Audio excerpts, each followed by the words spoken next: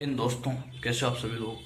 दोस्तों, परसेंटेज पे हम लोग बात कर रहे थे, तो पिछले कुछ वीडियोस में हमने काफी कुछ चर्चा करी थी। आज के इस वीडियो में हम उसी टॉपिक को आगे बढ़ाते हुए कुछ और अन्य जो चीजें हैं, महत्वपूर्ण बातें हैं, उनके बारे में चर्चा करेंगे। तो आइए देखते हैं। सबसे पहले हम प्रतिशतता के बारे में हम बात कर रहे थे दोस्तों। परसेंटेज क्या है? ये प्रतिशतता हमने काफी कुछ बात करी थी।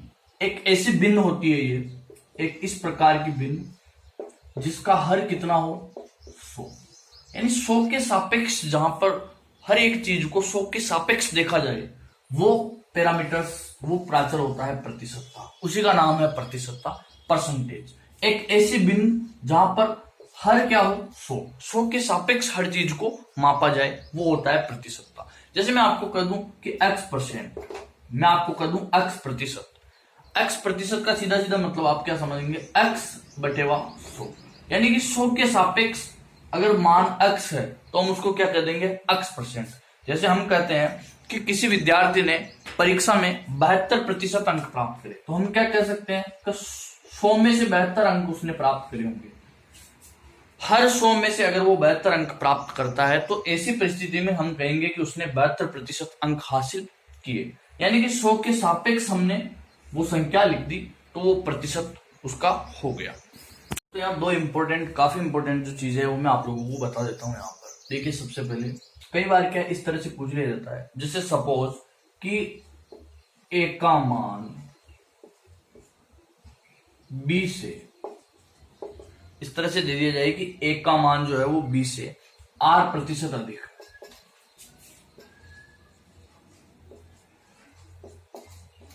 इस तरह से दे सकता हूं, ए का मान बी से R% अधिक है। बी से अधिक है यानी ए की वैल्यू बड़ी है और बी की वैल्यू छोटी है। दोनों की वैल्यू जो जिसमें ए का मान कुछ बड़ा होगा और बी का मान छोटा होगा, बी से R% अधिक उसकी वैल्यू होगी। देखिए, तो अपन क्या करते हैं, जैसे ए की वैल्यू यहां पर सपोज दैट हमने ले ली 100 और बी की वैल्यू हमने ले ली 80। देखिए, समझना इस कंसेप्ट को, काफी इजी कंसेप्ट है बट इंपॉर्टेंट बहुत ज्यादा है। ए का मान बी के मान से R% अधिक है। देखो, बी के मान से, बी का मान 80 है और 80 से कितना परसेंट अधिक है? ये 100 है, तो 80 से 20 अधिक है और 80 का 1/4 होता है 20, यानी 25%। तो 20 से 25% अधिक कौन हो गया? ए का मान जो कि 100 है, ये 80 से 25% अधिक है, क्योंकि 20 ज्यादा है यानी 25% हो गया, 1/4। तो मैं क्या कहूंगा? आर की जगह यहां पर 25%। देखिए, काफी इंपॉर्टेंट चीज है, समझना इस चीज को। ए का मान बी से 25% अधिक है। यहां पर हम देख रहे हैं इस स्थिति में है अधिक, तो एग्जाम में वो क्वेश्चन क्या पूछ लेता है, तो बी का मान ए से कितना प्रतिशत कम है। भाई, अगर बी से ए 25% ज्यादा है, तो ए से बी का कितना परसेंट मान कम है, ये अपने को निकालना है। भाई, बी के सापेक्ष जैसे ए इतना परसेंट ज्यादा है, उसी तरह से ए के सापेक्ष कितना परसेंट बी कम है, वो भी तो हो सकता है। तो रिवर्स में एक क्वेश्चन को पूछ सकता है हमारे से एग्जाम में। तो कैसे हम करेंगे इसको, उसको समझना है। देखिए, अगर इस तरह से दिया हुआ आ जाए कि अधिक वाला दिया हुआ है और कम वाला पूछा है, अगर अधिक में दिया हुआ है तो अपने को क्या लगाना है यहाँ पर? R/100 + R × 100। यहां क्या पूछा है? से कितना परसेंट कम है, कितना परसेंट कम है, तो नीचे इसका मतलब 100 प्लस में होगा जो भी होगा, क्योंकि उस बड़ी चीज का जब भाग जाएगा तभी तो कम जो भी होगा जो पता पड़ जाएगा। इसी तरह से पूछ लेता कितना परसेंट अधिक है, तो यहाँ 100 - R आ जाता, बस इतना सा फर्क पड़ता। तो देखिए, R जो कि 25% है, तो 25 और 100 + 25 125 × 100। 25 से कटेगा 5 और 5 से इसको काटेंगे तो 20, यानी कि कहने का क्या मतलब हो गया? बी का मान ए से कितना परसेंट कम है? 20%। देखो, बी का मान 80, ए का मान है 100, 100 से 80 कितना कम है? 20 कम है। 100 से 80 अगर हम देखें मान के सापेक्ष, तो 20 कम है, और 100 का 20 कितना होता है? 20% ही होता है। तो हम कह सकते हैं कि अगर ए का मान बी से 25% अधिक है, अब ये हर सिचुएशन में ऐसा ही होगा, हर कंडीशन में ऐसा ही होगा। एक सिचुएशन में ऐसा हो गया, हर सिचुएशन में। अब इनके मान कुछ भी हो, परसेंटेज वैल्यू हमेशा यही प्राप्त होनी है। यानी ए का मान यदि बी से 25% अधिक है तो बी का मान ए से कितना परसेंट कम होगा, 20%। बात समझ में आ गई। तो इस तरह से एग्जाम में पूछ सकता है हमारे, इस तरह से पूछ सकता है हमारे को कि जैसे यदि ए का मान बी से R% कम है। पिछली बार क्या पूछा था इसने कि ए का मान बी से इतना परसेंट ज्यादा था, इस बार क्या है, कम है। यानी ए की वैल्यू कम है और बी की वैल्यू ज्यादा है। देखिए हम क्या करते हैं, ए को मान लेते हैं इस बार 80, बी को मान लेते हैं 100। ये फॉर एन एग्जाम्पल के तौर पे हमने माना है कि इसको 80 मान लिया, इसको 100 मान लिया, चेक करने के हिसाब से। तो देखिए सबसे पहले हम यहां पर क्या करेंगे, अगर ए का मान बी से R% कम है, R% कम है, तो अब वो ये भी पूछ सकता है कि बी का मान, भाई ए का मान बी से कितना, वो तो दे रखा है, बी का मान ए से कितना प्रतिशत अधिक है, ऐसा पूछा जा सकता है। कितना प्रतिशत अधिक है। पहले अधिक वाले के सापेक्ष कम वाले की पूछी थी तो पूछा था कितना परसेंट कम है। इस बार ज्यादा वाले के सापेक्ष पूछा है कम वाले को, तो कितना परसेंट वो उससे ज्यादा है, ऐसा इसने पूछा है। देखिए क्या करना पड़ेगा, सबसे पहले समझे आप इसको, कितना परसेंट अधिक है ऐसा पूछा है। तो जो भी परसेंट पहले दे रखा था, पहले तो उसका फॉर्मूला लगाओ, R/100 minus R multiplied by 100। ये जो भी होगा परसेंटेज में आ जाएगा, इतना परसेंट मान ए से बी का अधिक होगा। तो देखिए यहाँ पर सिंपली पहले इसको चेक कर लो, ए का मान बी से R% कम है। ए का मान कितना है 80 और बी का मान कितना है 100। 100 के सापेक्ष 80 कितना कम है 20, यानी कि हम कहेंगे 20% कम है। ए का मान जो कि 80 है, ये बी यानी कि 100 से कितना परसेंट कम हो गया, तो 20% कम हो गया। बी का मान 100, 100 के सापेक्ष 20 कम है, तो 20% ही हो गया है। तो अब हमारे को ज्ञात क्या करना है, तो आर की जगह आ जाएगा 20, 100 में से 20 गया तो कितना हो जाएगा 80 और मल्टीप्लाइड बाय 100। देखिए 4 का भाग इसमें देंगे तो 25%। इसने क्या पूछा है, बी का मान यानी 100, बी का मान यानी 100 ए से कितना परसेंट अधिक है। ए की वैल्यू कितनी है 80, 80 से कितना परसेंट अधिक है, यानी कि 100 जो है ये 80 से कितना परसेंट अधिक है। 80 से कितना अधिक है ये 20, 80 से 80 में 20 जोड़ेंगे तो 100 आ जाएगा। तो 80 का 20 कितना परसेंट होता है, तो कैसे निकालते हैं, 80 में से 20 यानी कि 20/80 इंटू 100 कितना आ जाएगा 25%। तो समझ में आ गया मेरे हिसाब से, काफी इजी है ये। अभी इस पे कुछ क्वेश्चन हम देख लेते हैं ताकि हमारे समझ में आ जाए इजी वे में। तो काफी इजी कंसेप्ट है, बस समझ में आना चाहिए हमारे, और काफी इजी है वैसे मेरे हिसाब से, आ भी गया होगा आप लोगों को समझ में। चलिए एक दो क्वेश्चन हम इस पे देख लेते हैं। यहाँ पर प्रश्न क्या दिया हुआ है, यदि x का मान y से 40% अधिक है, x का मान y से इतना परसेंट अधिक है, यानी y की वैल्यू कम है और x की वैल्यू ज्यादा है। तो क्या पूछा है क्वेश्चन में, तो y का मान x से कितना परसेंट कम है, ये अपने को ज्ञात करना है। y का मान x से कितना परसेंट कम है, ये अपने को ज्ञात करना है। देखिए कितना परसेंट कम है पूछा है, अपने को पता है कि R/100 प्लस R इंटू 100, ये आपको बताया था। अगर कितना परसेंट कम है ऐसा पूछा है तो नीचे प्लस में हो जाएगा और जो भी कम होगा वो आ जाएगा। कितना परसेंट अधिक का पूछा है तो अपॉन में 100 माइनस R आ जाएगा, बस इतना सा करना है और कुछ भी नहीं करना। तो R की जगह क्या आ जाएगा, जो परसेंटेज ज्यादा वाला दे रखा वो आ जाएगा। तो R की जगह यहाँ आ जाएगा 40, ये 100 प्लस 40 यानी कि 140 और इंटू 100। देखिए 0 से 0 कैंसिल हो, 2 7 14, 2 5 10 और ये आ जाएगा हमारे पास में 200/7। इतना प्रतिशत कम है 200/7%। इसको और हम सॉल्व करना चाहें अगर तो 7 दूनी 14 और फिर 60, 7 8 56 और ये इस तरह से आ जाएगा 28 सही 4/7%। इतना प्रतिशत जो है x से कम है, कौन, y। ये समझ में आ गया, ये हमारा फाइनल इसमें आंसर आ गया। हम इसको एक बार क्या है चेक करके देख लेते हैं, वैल्यू पुट करके हम चेक कर लेते हैं। यदि x का मान y से 40% अधिक है, अब y से 40% अधिक है, एक काम करते हैं y की वैल्यू मान लेते हैं 100, y की वैल्यू हमने क्या मान ली 100। अब इससे कोई 40% ज्यादा है तो जाहिर सी बात है उसकी वैल्यू कितनी हो जाएगी, 140 हो जाएगी, नहीं हो जाएगी 140 हो जाएगी। करना कुछ नहीं अपने को, क्या पूछा है इसमें भाई, ऊपर वाली जो लाइन थी x का मान y के मान से 40% अधिक है। देखिए 40% ज्यादा है। क्या पूछ रहा है? तो y का मान x से कितना परसेंट कम है? y का मान कितना है? 100। और पूछ रहा है x से कितना परसेंट कम है? x से कितना परसेंट कम है? तो अपने एक काम करते हैं यहां पर कि x के सापेक्ष या तो इसकी कितनी वैल्यू है वो हम फाइंड आउट कर लें, वो हम निकाल लें, तो उससे पता पड़ जाएगा कि कितना परसेंट कम है। तो देखो यहां पर ये 20/500 और 20/7 140, ये आ गया 500/7, 500/7%। आप इसको इस तरह से समझ सकते हैं कि y की वैल्यू x के सापेक्ष, y की वैल्यू x के सापेक्ष कितने परसेंट आ गई? 500/7%। y का मान x के सापेक्ष 500/7% आ गया। इसने पूछा कितना प्रतिशत कम है, टोटल कितना होता है 100, और है कितना 500/7, 100 होता है, और अभी है कितना उसका वैल्यू 500/7। इसको जब घटाएंगे वापस से हमारे पास में कितना आ जाएगा 200/7। You can solve this. 700 में से 500 जाएगा 200 अपॉन में 7, 200/7%। इतना परसेंट अपने पास में आ जाएगा। y का मान x से कितना परसेंट कम है? 200/7%। काफी आसान सवाल था, मेरे हिसाब से समझ में आ गया होगा आप लोगों को।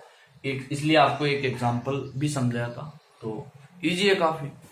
दोस्तों इसी से जुड़ी हुई आपको एक काफी इंपॉर्टेंट चीज मैं और बता दूं, जो कि इसी पर आधारित सवाल होता है, एग्जाम में पूछ लिया जाता है, लेकिन हम सोचते हैं कि इस तरह का हमने पढ़ा ही नहीं और ये अलग से क्वेश्चन बन के आ गया। ऐसा बिल्कुल नहीं है।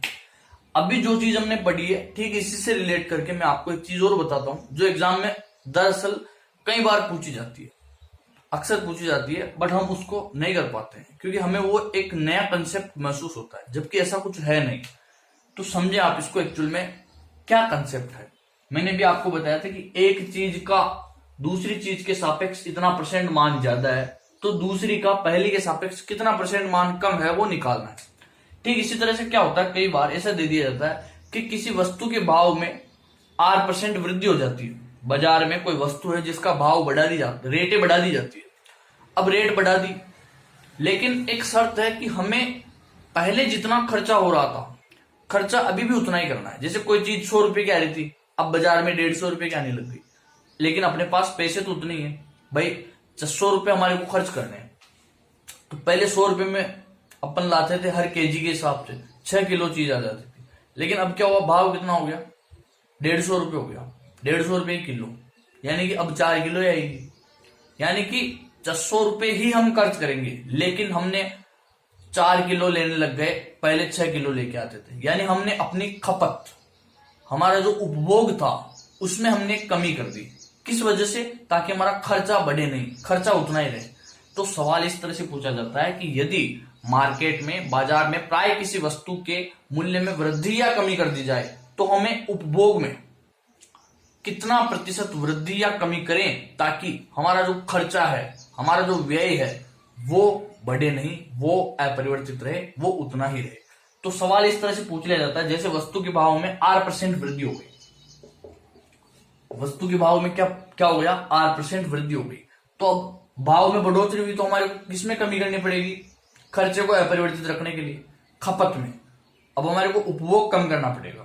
आटे का भाव पहले कम था, अब बढ़ गया, अब भाव बढ़ गया तो आटा कम खाओ, जिसकी वजह से खर्चा नहीं बढ़े, खर्चा उतना ही हो, पहले वाले खर्चे में सारा काम चल जाए।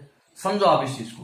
तो R% भाव में बढ़ोतरी हो गई, भाव में वृद्धि हो गई। अब पूछ रहा है कि इस मद पर खर्च नहीं बढ़े, इसके लिए वस्तु की खपत में कितनी कमी करनी पड़ेगी, खपत में, उपभोग में हम कितनी कमी करें। मैंने आपको बताया था कमी हो रही है, तो किस तरह से हो जाएगा, R/100 + R × 100। अगर पूछे कि खपत में कितने % कमी करें, फाइनली जो आंसर उसमें पूछा जाए कितने % कमी करनी पड़ेगी, तो अपॉन में 100 + R लिख दो। पूछा जाए कितने % बढ़ोतरी करनी पड़ेगी, अपॉन में 100 - R लिख दो। सिंपल कंसेप्ट, तो कुछ नहीं करना। जैसे पूछ लिया जाए, ये तो है R% वृद्धि, पूछ लिया जाए बाजार में किसी वस्तु के भाव में R% की कमी हो गई, R% की वस्तु के भाव में क्या हो गई, कमी हो गई, यानी गिरावट हो गई। तो अब पूछ रहा है कि मद पर, खर्च पर कुछ प्रभाव न पड़े, इसलिए हमारे को उस वस्तु के खपत में कितनी वृद्धि करनी पड़ेगी, तो R, और बढ़ोतरी पूछिए तो नीचे 100 - R × 100। ये कम होकर आएगा तो भाग देंगे हम इसका, तो जो भी प्रतिशत में बढ़ोतरी करनी होगी वो सारा कुछ हमारे पास में आ जाएगा। खपत में कितनी बढ़ोतरी करनी पड़ेगी या खपत में कितनी कमी करनी पड़ेगी। अच्छा, ये इजी वे में हमने इसको यहाँ देख तो लिया। अब इस पे कुछ एग्जाम्पल अगर हम देख लें तो ज्यादा इजी रहेगा हमारे लिए, समझते हैं इस चीज को। ठीक है, आगे समझे दोस्तों। एक क्वेश्चन आप लोगों के लिए कि चीनी का भाव, जैसे शक्कर थी उसकी पहले रेट थी 40 रुपए पर केजी, 1 किलो 40 रुपए में। अब क्या हो गया, चीनी की रेट बढ़कर हो गई 50 रुपए पर किलो। ये क्वेश्चन में इस तरह से भी दे सकता है, 40 के सापेक्ष 10 रुपए बढ़ रहे हैं हर केजी पे, यानी कि 25% बढ़ोतरी हो गई। उसके जो उसकी मतलब भाव था, उस रेट थी उसकी, उस रेट में 25% की बढ़ोतरी हुई है। मार्केट में जो चीनी का पहले भाव था उसमें 25% की बढ़ोतरी हो गई। अब ये पूछ रहा है तो खपत में, अब हमारे को जब चीनी महंगी आने लग गई तो थोड़ा उपभोग जो है उसका कम करना पड़ेगा, जिससे कि खर्चे में कुछ परिवर्तन न हो, व्यय न बढ़े, ऐसा कर सकते हैं। तो खपत में कितने % कमी करें, मैंने आपको बताया था कितने % कमी पूछे तो अपने को क्या करना है, R/100 plus R into 100। Simply R कितना है यहाँ पर देखो 25, 100 प्लस 25 यानी कि 125 इंटू 100, 25 पंजे 125, 5 का इसमें डिवाइड करेंगे तो आ जाएगा 20%। यानी कि हमारे को खपत में कितने % कमी करनी पड़ेगी, 20%। भाई पहले 100 किलो खाते थे, अब 80 किलो खानी पड़ेगी, कमी करनी पड़ेगी खपत में। देखिए कैसे, इसको हम एक एग्जाम्पल के तौर पे समझ लेते हैं, हम कुछ इसमें मान लेते हैं अपनी तरफ से। देखिए इस सवाल को करने के लिए सबसे पहले हमारे क्या करना पड़ेगा, इन दोनों में कॉमन देखिए आप 40 और 50, देखिए 200 कॉमन आ जाएगा। एक तरह से एलसीएम के तौर पे हम देखें तो 200, यानी कि हम जो है टोटल खर्चा 200 रुपए का करते थे। पहले भी हम 200 रुपए खर्च करते थे और आज भी 200 रुपए खर्च करते हैं चीनी के लिए, क्योंकि खर्चा तो बदलना ही नहीं चाहिए। उपभोग जितना पहले करते थे अब उससे कुछ कम कर देंगे, क्योंकि रेटें बढ़ गई है। तो देखिए 200 रुपए हम खर्च करते थे, 40 रुपए में 1 किलो आती थी, तो 40 पंजो 200, यानी कि 5 किलो चीनी का पहले उपभोग हम करते थे। अब क्या हुआ, रेटें बढ़ गई, यानी 25% रेट में बढ़ोतरी हो गई, 50 रुपए की आने लग गई 1 किलो चीनी। तो अब कितनी आने लग गई, 4 केजी। पहले 200 रुपए में 5 किलो आ जाती थी, अब कितनी आने लग गई, 4 किलो शक्कर आने लग गई। यानी कि क्यों, क्योंकि खर्च तो अभी भी 200 रुपए करने हमारे को, बस पहले 5 किलो चीनी ले आते थे उतने रुपयों में, अब 4 किलो आती है। क्या पूछ रहा है, खपत में कितने % कमी करें, पहले 5 किलो खा जाते थे अब 4 किलो ही खा पाएंगे, यानी खपत में कमी कर दी हमने। क्यों, खर्चा उतना का उतना ही है, पैसे अभी भी 200 रुपए मिलते हैं, इसलिए। तो कितना % कम करा, देखो 5 किलो है, अब 4 किलो उपभोग करने लगे, तो 5 के सापेक्ष कितना कम कर दिया, 1 केजी, 5 के सापेक्ष 1, इस तरह से। भाई पहले 5 किलो लेते थे काम में, अब 4 किलो लेते हैं, तो 5 के सापेक्ष कितनी कमी हो गई, 1 की। तो 5 का 1 भाग कितना होता है, 20%। ठीक है, आप इसको सोल्व कर लो, 20% आ जाएगा। तो उपभोग में, खपत में कितने % कमी करें, 20%। काफी आसान है, ये भी काफी इजी कंसेप्ट है। अगला जो सवाल है दोस्तों हमारे पास, काफी इंपोर्टेंट प्रश्न है कि किसी भिन्न के अंश में 10% वृद्धि करने और हर में 12% की कमी कर देने पर वो भिन्न हमारे को मिलती है 15/64। यानी कि ये सब कुछ कर देने पे, जैसे अंश में हमने वृद्धि करी, हर में हमने कमी करी, और उसके बाद फाइनली हमारे को मिलता है 15/64। अगर ऐसा होता है तो वो जो भिन्न है उसका मान क्या है, ये हमारे को निकालना है। देखो इस प्रकार के प्रश्न में क्या करना पड़ता है, वो भिन्न हमने मान ली a/b, जिसका अंश है a और हर है b। ऐसी परिस्थिति में हम क्या करते हैं, वो जो भिन्न है उस भिन्न की वैल्यू ले लेते हैं a/b, जहां a तो अंश है और b क्या है, हर है। तो हमारे को क्या करना है इस प्रश्न में, देखिए अब a में कह रहा है अंश में 10% की वृद्धि करने पर, तो a इंटू 110 जो भी परसेंटेज है, a इंटू 110 बटेवा में 100, इसी तरह से लिखते हैं। अपॉन में है b, और b में क्या कह रहा है, हर में 12% की कमी कर देने पर, तो b का कितना हो जाएगा 88%, b इंटू 88 बटेवा 100, 100 ऊपर चला जाएगा। ये a में हमने 10% की वृद्धि कर दी, b में 12% की कमी कर दी। ऐसा करने पर फाइनली हमारे को भिन्न कितनी मिल रही है, 15/64। देखो 100 से 100 कैंसिल आउट, 22 चौक 88, 22 पंजे 110, 5 से इसको काटेंगे तो 3, 4 से इसको काटेंगे तो 16, यानी कि a/b की वैल्यू कितनी मिल गई हमारे को फाइनली, 3/16, यानी भिन्न मिल गए 3/16। वो भिन्न का मान हमारे पास आ गया 3/16। अच्छा क्रॉस चेक हम इस क्वेश्चन को करें, आंसर उत्तर की जांच क्या करेंगे, भिन्न हमारे पास में है 3/16, यही है। ये कह रहा है अंश में 10% की वृद्धि कर दो, यानी कि 110/100, और हर जोड़ की 16 है, इसमें 12% की कमी कर दो, यानी 16 इंटू 88/100, 100 ऊपर चला जाएगा। 100 से 100 कैंसिल आउट, 22 चौक 88, 22 पंजे 110, तीनों पंजो 15, 16 चौक 64। देखो भिन्न लीजिए 3/16, 3 में 10% की वृद्धि और 16 में 12% की कमी कर देने पर ऑल ओवर हमारे को क्या मिला मान, 15/64। 15/64 ही दे रखा है, तो उत्तर की जांच भी हमारे पास में यहाँ पर हो गई। तो इस तरह से काफी आसान सवाल होते हैं ये भिन्न वाले, जिसमें अंश और हर में कुछ प्रतिशत वृद्धि और कमी कर देता है, और फाइनली हमारे को पूछता है कि उस भिन्न का मान क्या है, वो भिन्न क्या होगी। तो इस तरह से उसको सॉल्व करने का प्रोसीजर ये रहता है। क्वेश्चन क्या देखा दोस्तों, एक व्यक्ति अपनी मासिक आय का 12% बचत करता है, यानी कि उसकी जो भी मंथली इनकम है उसका सेविंग करता है 12%, 12% सेव वो करता है। और यदि उसका मासिक खर्च है 19,360, यानी कि महीने में हर महीने वो खर्च कितना करता है, 19,360। देखिए तो पूछा है मासिक आय कितनी है। सबसे पहले तो इस तरह के सवाल को करने से पहले हमारे को ये चीज जान लेनी है जो कि काफी कॉमन है, मासिक आय। ये आय बनती किस किस से, अगर कोई आदमी कुछ कमा के ला रहा है तो उसके बाद में ये चीज कहां कहां इन्वेस्ट होगी। एक तो वो करेगा बचत, इससे जो उसके पास रुपए बचे वो इनकम सैलरी में से बचेंगे, एक तो वो बचा लेगा और दूसरा वो खर्च कर देगा। उसकी सैलरी आई, उसमें से कुछ पैसा उसने खर्च करा और कुछ बचत सेविंग के रूप में उसने रख लिया। दोनों को जोड़ करके उसकी जो टोटल इनकम होती है, जो भी आय होती है वो आ जाती है, जिसमें से वो कुछ खर्च करता है और कुछ बचा लेता है। हर महीने ऐसा चलता है।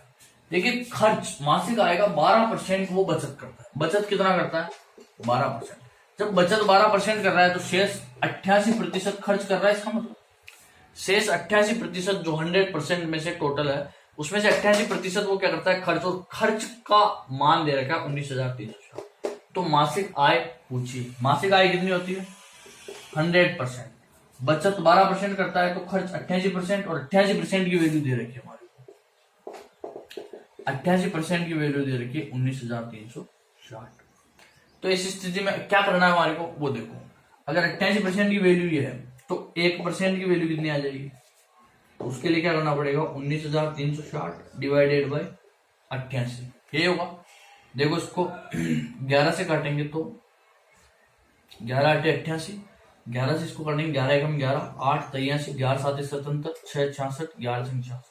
फिर 8 से काटेंगे तो 8 दूनी 16, 8 दूनी 16, यानी 1% का मान आ गया 220 रुपए।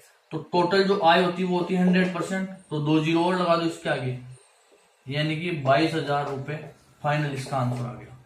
उसकी मासिक जो आय है वो कितनी है, 22,000, जिसमें से 19,360 यानी कि 88% तो खर्च कर देता है, और मासिक आय का 12% वो बचत करता है। तो क्या पूछा, मासिक आय कितनी है, तो कितनी आ जाएगी, 22,000 रुपए। काफी आसान सवाल था मेरे हिसाब से। हमारे पास में कि एक मेज के अंकित मूल्य में 8% कटौती करते हैं। मेज का अंकित मूल्य हम देख लेते हैं यहाँ पर भाई। अंकित मूल्य जो भी है उस पे वो है 100%। जो भी अंकित मूल्य होता है अपने पास में वो कितना हो जाएगा, 100%। अब उस पे अगर ये 8% की कटौती कर रहा है तो इसका मूल्य कितना होता है, 4600 रुपए। तो पूछा अंकित मूल्य कितना होगा, यानी कि अंकित मूल्य टोटल 100%, अगर 8% कटौती कर दे यानी कि 92% ही उसका मान रख दें अंकित मूल्य पर, या तो हम कहें 8% की छूट दे दी या 8% कटौती कर दी, तो 92% रेट उसका मान कितना है, देखो 4600 रुपए। तो क्या पूछा इसने, अंकित मूल्य, यानी 100% की वैल्यू पूछी है। 92% का मान तो दे रखा है 4600 रुपए, पूछा 100% अंकित मूल्य का मान। तो सिंपल है। तो देखिए 92% की वैल्यू है तो 1% कितनी हो जाएगी, तो देखो 46 से काटेंगे तो इसको, तो ये 100 और इधर 2% की वैल्यू आ गई 100 रुपए, तो 1% की वैल्यू कितनी आ जाएगी, 50 रुपए।